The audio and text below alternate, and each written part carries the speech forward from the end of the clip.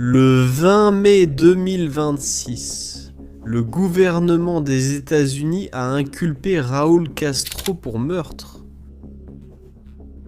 Il a 94 ans, il est l'ancien président de Cuba et le frère de Fidel. C'est la même manœuvre qu'ont utilisé les États-Unis avant d'entrer au Venezuela et de capturer Maduro. Et maintenant, Cuba est dans la ligne de mire. Et c'est pourquoi nous allons te montrer pourquoi les jours de Cuba tels que nous la connaissons pourraient être comptés.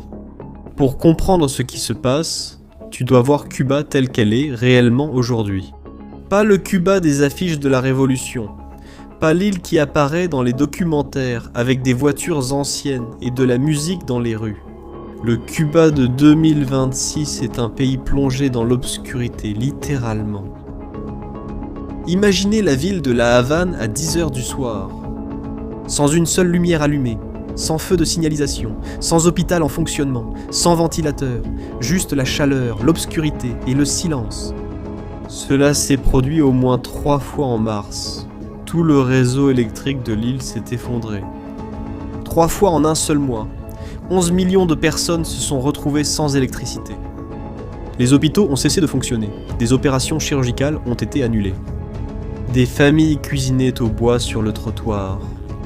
Et dans les rues, pour la première fois depuis des décennies, le peuple s'est mis à crier. Des centaines de milliers de Cubains. Ils sont descendus dans la rue, dans certains quartiers. Des manifestants ont attaqué le siège du Parti communiste. Ils ont jeté des pierres et mis le feu. Ce n'est pas une crise ordinaire.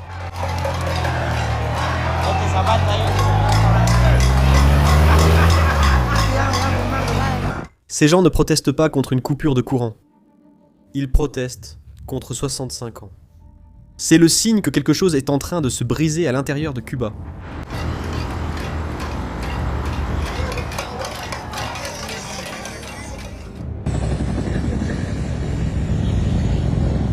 Pour comprendre pourquoi cela se passe maintenant, il faut revenir au 3 janvier 2026.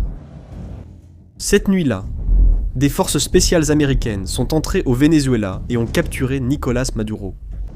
En quelques heures, l'homme qui dirigeait le pays depuis plus d'une décennie était détenu par les États-Unis. Ce fut un choc pour le monde entier. Mais pour Cuba, ce fut un désastre immédiat. Le Venezuela était le principal fournisseur de pétrole de Cuba. Elle envoyait environ 26 000 barils par jour vers l'île. Presque un quart de tout ce dont Cuba avait besoin pour fonctionner. Avec Maduro hors du pouvoir, ce flux s'est arrêté, du jour au lendemain. Trump a même menacé d'imposer de lourdes taxes à tout pays qui vendrait du pétrole à Cuba. La Russie a envoyé un don d'urgence. Mais cela n'a pas duré longtemps. En mars, le pétrole s'est épuisé. Et Cuba s'est aussi retrouvé sans électricité. Ce qui se passe n'est pas un hasard. La vérité, c'est que Trump a un plan pour toute l'Amérique latine. Et il a même un nom, la doctrine Monroe. Un mélange du nom Donald avec la doctrine Monroe. Une politique américaine de 1823 qui disait que le continent américain était un territoire d'influence des États-Unis, sans place pour les puissances étrangères. Trump a actualisé cette idée pour le XXIe siècle. Selon ses propres mots, la doctrine Monroe était une grande chose. Mais les États-Unis l'ont dépassée. D'abord ce fut le Venezuela, ensuite l'Iran, et Cuba est la prochaine étape. En pratique, depuis le début de l'année, le gouvernement américain a intensifié le blocus pétrolier. Il a appliqué des sanctions économiques contre les entreprises qui font des affaires avec Cuba. Et il a augmenté les vols de surveillance le long de la côte cubaine. Les mêmes types de vols qui ont eu lieu avant l'opération au Venezuela. Les mêmes qu'avant les attaques contre l'Iran. Mais le mouvement le plus surprenant est survenu le 14 mai. Le directeur de la CIA John Ratcliffe est descendu de l'avion à Cuba. Sans annonce, sans interview pour les journalistes, sans caméra. Et il a rencontré le petit-fils de Raúl Castro, avec le ministre de l'Intérieur cubain, avec le chef du renseignement cubain lui-même. La même agence qui, selon le gouvernement cubain lui-même, a tenté de tuer Fidel Castro plus de 600 fois, était assise à la table avec les héritiers du régime. Radcliffe a transmis un message direct de Trump. Les États-Unis sont prêts à engager de véritables discussions, mais seulement si Cuba apporte des changements fondamentaux. Et puis est venu le conseil le plus révélateur de tous. Radcliffe a dit aux Cubains d'apprendre la leçon de ce qui s'est passé au Venezuela. Et il y a un détail dans cette histoire que presque personne ne remarque. Des rapports indiquent que le petit-fils de Raoul avait déjà eu des contacts avec des Américains avant de recevoir Radcliffe. L'héritier du régime négociait avec les Américains pendant que son grand-père était sur le point d'être inculpé. Et c'est là que l'histoire devient encore plus grave.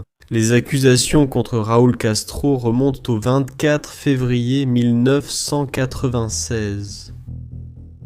Cet après-midi-là, 2 avions non armés de l'organisation cubano-américaine Frères à la Rescousse survolaient le détroit de Floride dans l'espace aérien international.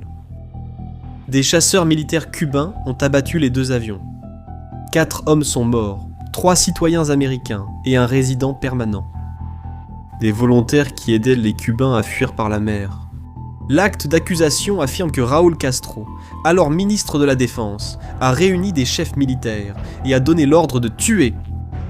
Cuba nie encore aujourd'hui, affirmant que les avions se trouvaient dans son espace aérien.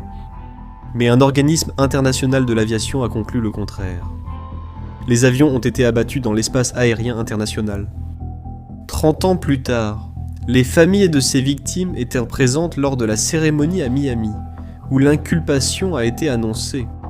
30 ans à attendre la justice. Mais cet acte d'accusation ne concerne pas seulement le passé. Il s'agit de ce qui va suivre. Les États-Unis ont utilisé exactement la même logique avant de capturer Maduro. Un document juridique, un prétexte pour agir.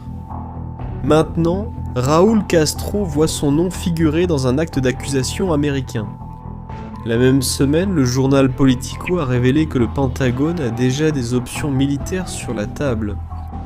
Les alternatives vont d'une frappe aérienne précise, d'un avertissement militaire pour faire pression sur le régime, jusqu'à une invasion terrestre à grande échelle. Une source proche du gouvernement a déclaré que l'ambiance avait changé.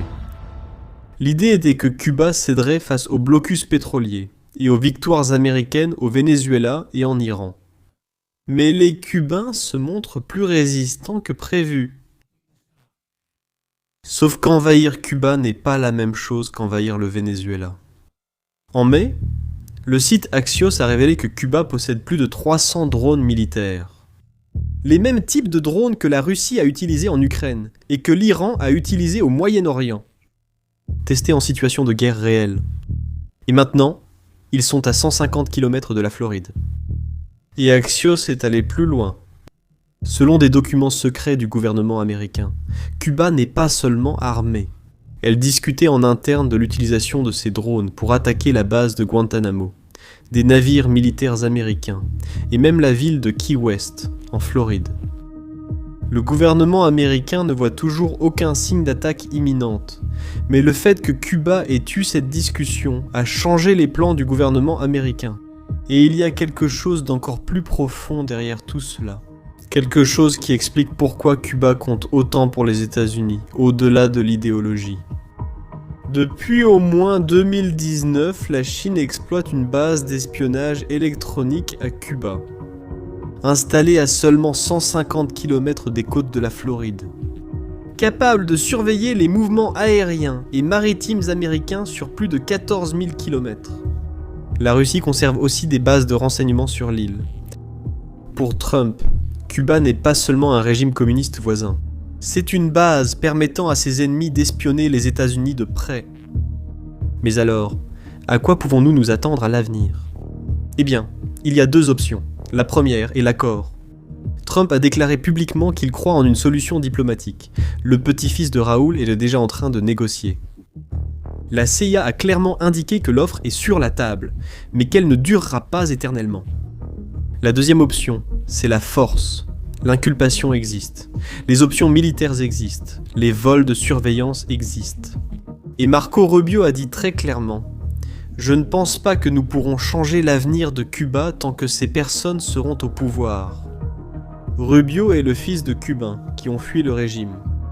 Il ne parle pas de politique étrangère. Il parle de sa famille. Les signes vont tous dans le même sens. Cuba n'est pas le Venezuela. Mais les mêmes mécanismes sont en mouvement. Et le temps presse. L'histoire est en marche. Et si Cuba tombe, les bases d'espionnage russes et chinoises partiront aussi. Les Caraïbes reviennent sous l'influence américaine. Ce qui va se passer dans les prochains mois va définir cet avenir. Et toi, qu'en penses-tu ?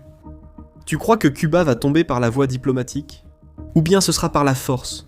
Donne ton avis dans les commentaires. Si cette vidéo t'a fait réfléchir, partage-la avec quelqu'un. À la prochaine.